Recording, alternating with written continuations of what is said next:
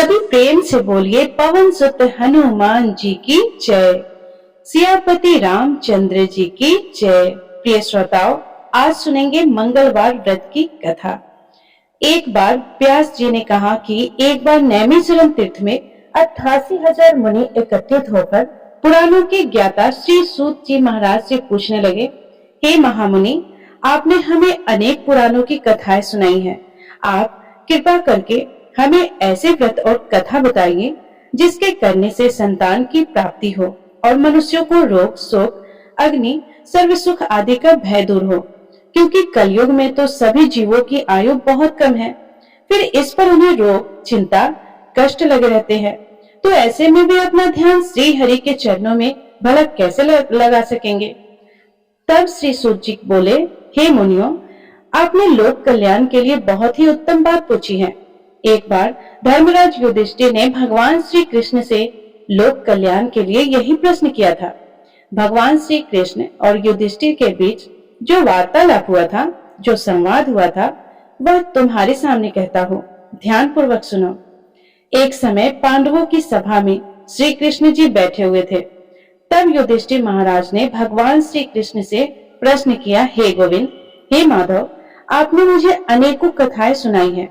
आज आप कृपा करके ऐसा व्रत या कथा सुनाइए जिसके करने से मनुष्य को रोग, चिंता का भय दूर हो और उसे पुत्र की प्राप्ति हो। हे प्रभु, बिना पुत्र के जीवन व्यर्थ है। पुत्र के बिना मनुष्य नरकगामी होता है। पुत्र के बिना मनुष्य पितृ ऋण से छुटकारा नहीं पा सकता और न ही उसका पुण्यगम नामक नरक से उद्धार हो सकता है। इसीलिए पुत्रदायक व्रत बतलाइए। तब भगवान श्री कृष्ण इस प्रकार बोले, हे राजन, मैं एक प्राचीन इतिहास सुनाता हूँ, आप उसे ध्यान पूर्वक सुनो। कुंडलपुर नामक एक नगर था। उसमें नंदा नामक एक ब्राह्मण रहा करता था। भगवान की कृपा से उसके पास सब कुछ था, फिर भी वह बहुत दुखी था। इसका कारण यह था कि ब्राह्मण की पत्नी सुनंदा की कोई संतान नहीं थी। सुनंदा पतिव्रता थी, भक्ति पूर्वक श्री हनुमान जी की आराधना किया करती थी। मंगलवार के दिन व्रत करके अंत में भोजन बनाकर हनुमान जी को भोग लगाने के बाद ही स्व भोजन करती थी। एक बार मंगलवार के दिन वह ब्राह्मणी घर के काम की अधिकता के कारण हनुमान जी को भोग न लगा सकी, तो उसे इस बात पर बहुत दुख हुआ। उसने कुछ भी नहीं खाया और मन में प्रतिज्ञा की कि अब तो अगले मंगलवार को ही हनुमान जी को भोग लगाकर मैं अन्न जल ग्रहण करूंगी। ब्राह्मणी सुनंदा प्रतिदिन भोजन बनाती, श्रद्धा पूर्वक पति को खिलाती, किंतु खुद भोजन नहीं करती और मन ही मन श्री हनुमान जी की आराधना किया करती थी। इसी प्रकार 6 दिन गुजर गए और ब्राह्मणी सुनंदा अपने निश्चय के अनुसार भूखी प्यासी निराहार रही। अगले मंगलवार को ब्राह्मणी सुनंदा प्रातः काल ही मूर्छित होकर गिर पड़ी। ब्राह्मणी सुनंदा की इस असीम भक्ति के प्रभाव से बजरंगबली हनुमान जी बहुत प्रसन्न हुए और प्रकट होकर बोले, सुनंदा, मैं तेरी भक्ति से बहुत प्रसन्न हूँ, तू उठ और कोई वर मांग। सुनंदा अपने आराध्य देव श्री हनुमान जी को देखकर आनंद की अधिकता से विवल होकर श्री हनुमान जी के चरणों में गिरकर बोली, हे प्रभु, मेरी कोई संतान नहीं है, कृपा करके मुझे संतान प्राप्ति का आशीर्वाद दे दीजिए, तो आपकी अति कृपा होगी। तब बजरंगबली जी बोले, तेरी इच्छा अवश्य पूर्ण होगी, तुझे कन्या पैदा होगा, उसके अष्टांग प्रतिदिन सोना दिया करेंगे। ऐसा कहकर बजरंगबली हनुमान जी के अंतर्धान हो गए। अब तो सुनंदा बहुत प्रसन्न हुई और सभी समाचार अपने पति से कह सुनाया। ब्राह्मण देव कन्या का वरदान सुनकर कुछ दुखी हुए, किंतु सोना मिलने की बात सुनी तो बहुत प्रसन्न हो गए। सोचा कि ऐसी कन्या के साथ तो मेरी निर्धरता भी दूर हो जाएगी। अब बजरंगबली जी की कृपा से वह ब्राह्मणी जल्दी ही गर्भवती हुई और 10वें महीने में उसे बहुत ही सुंदर पुत्री प्राप्त हुई। वह पुत्री अपने पिता के घर में ठीक उसी तरह बढ़ने लगी जिस प्रकार शुक्ल पक्ष का चंद्रमा बढ़ता है। 10वें दिन ब्राह्मण ने उस बालिका का नामकरण संस्कार कराया। उसके कुल पुरोहित ने उस बालिका का नाम रत्नावली रखा, क्योंकि यह कन्या सोना प्रदान करती थी। इस कन्या ने पूर्व जन्म में बड़े ही विधान से मंगल देव का व्रत किया था। रत्नावली का अष्टांग बहुत सा सोना देता था। उस सोने से नंदा ब्राह्मण बहुत जल्दी धनवान हो गया। अब उनके पास बहुत सारा धन था। जिस कारण वह ब्राह्मणी भी अभिमान करने लगी। समय बीतता रहा। अब रत्नावली 10 वर्ष की हो चुकी थी। एक दिन जब नंदा ब्राह्मण बहुत प्रसन्न था, तब सुनंदा ने अपने पति से कहा कि मेरी पुत्री रत्नावली विवाह के योग्य हो गई है, अतः आप कोई सुंदर और योग्य वर देखकर इसका विवाह करा दीजिए। यह सुनकर ब्राह्मण बोला, अभी तो रत्नावली बहुत छोटी है।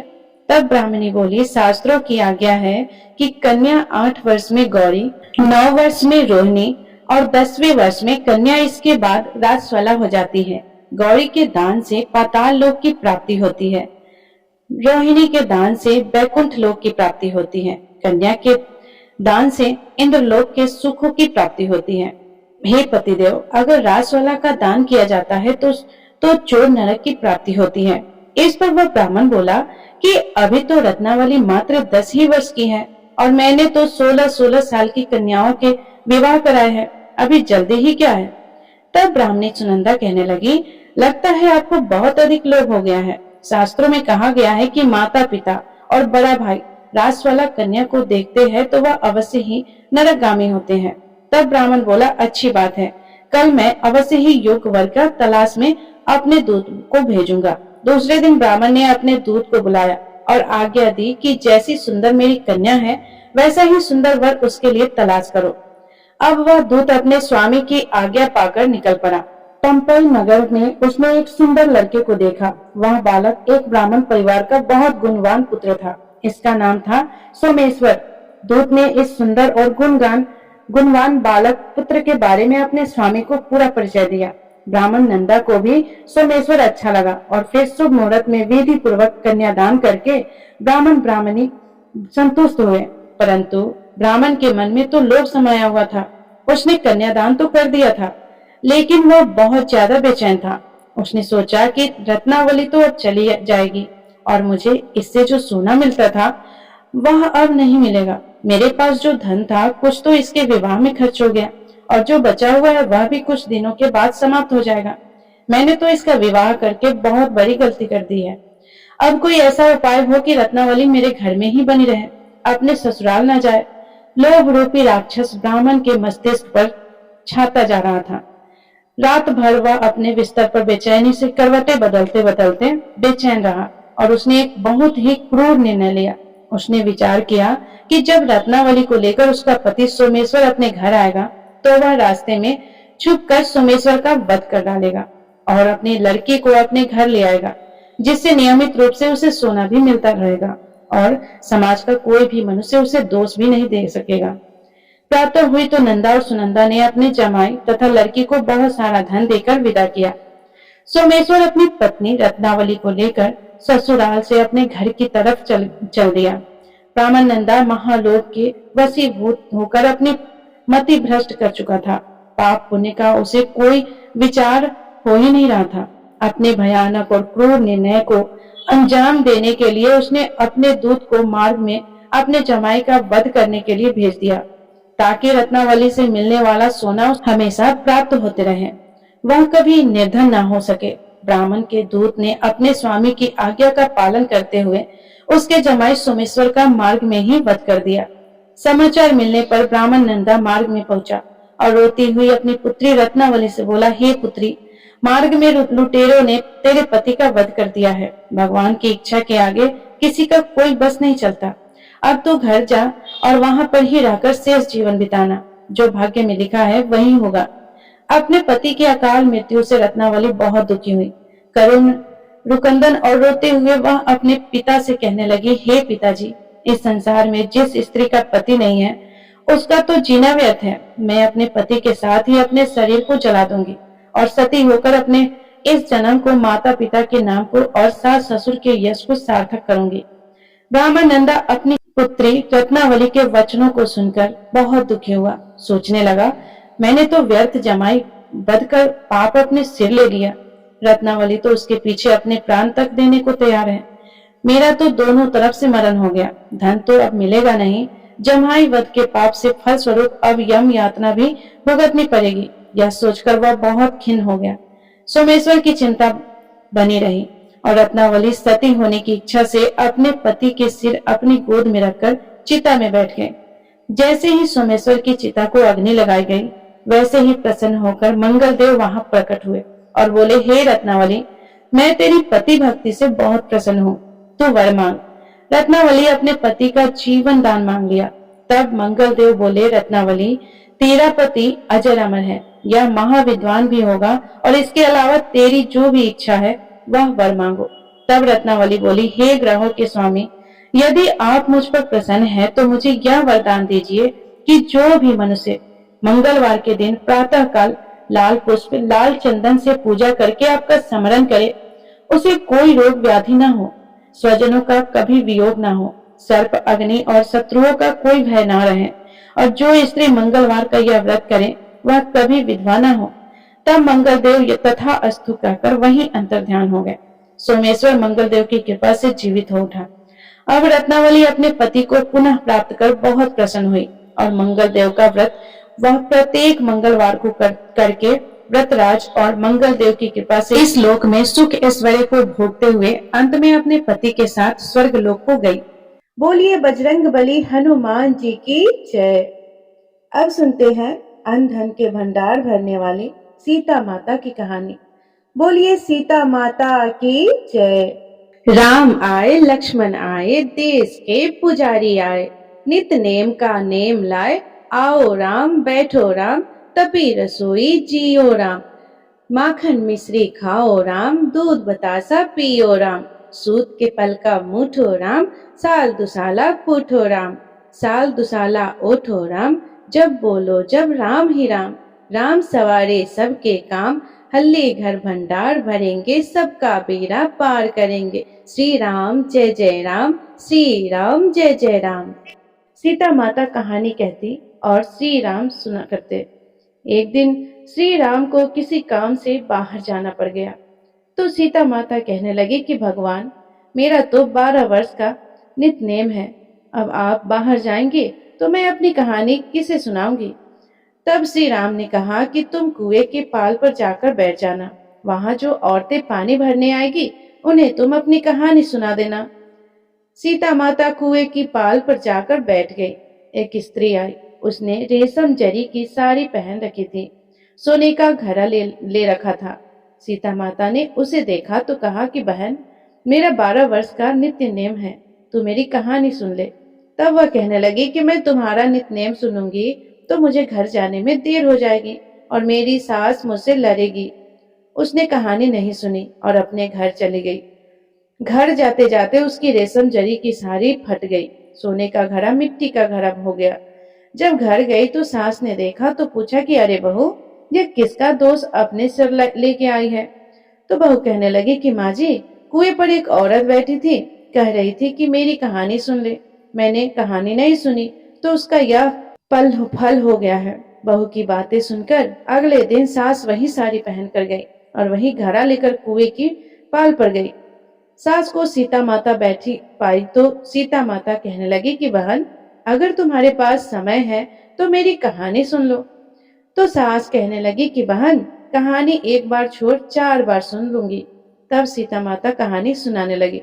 राम आए लक्ष्मण आए, देश के पुजारी आए, नित नेम का नेम लाए, आओ राम बैठो राम, तपी रसोई जियो राम, माखन मिश्री खाओ राम, दूध बतासा पियो राम, सूत के पल का मुठो राम, साल दुसाला पोठो राम, साल दुसाला ओठो राम, जब बोलो जय राम ही राम, राम सवारे सबके काम, खाली घर भंडार भरेंगे, सबका बेड़ा पार करेंगे, श्री राम जय श्री राम जय, जय जय श्री राम जय।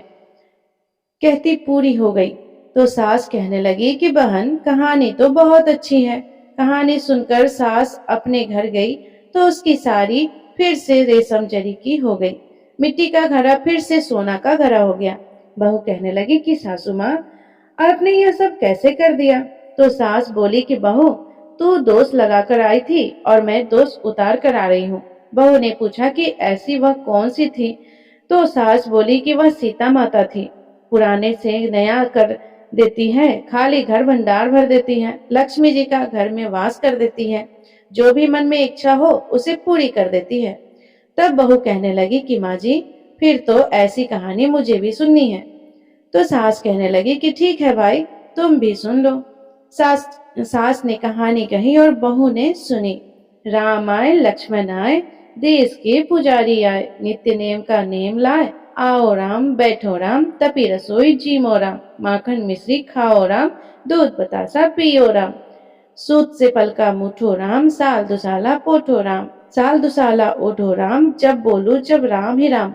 राम सवारे सबके काम, खाली घर भंडार भरेंगे, सबका बेड़ा पार करेंगे। श्री राम जय राम जय जय राम, श्री राम जय राम जय जय राम। इस तरह कहानी पूरी हो गई। तो बहू बोली कि सासू जी कहानी तो बहुत अच्छी है। तब सास बोली कि हाँ कहानी बहुत अच्छी है, अब हम इसे रोज कहा करेंगे। अब सास बहू दोनों सुबह उठती, नहाती धोती, पूजा पाठ करने के बाद नित नेम की सीता माता की कहानी कहती।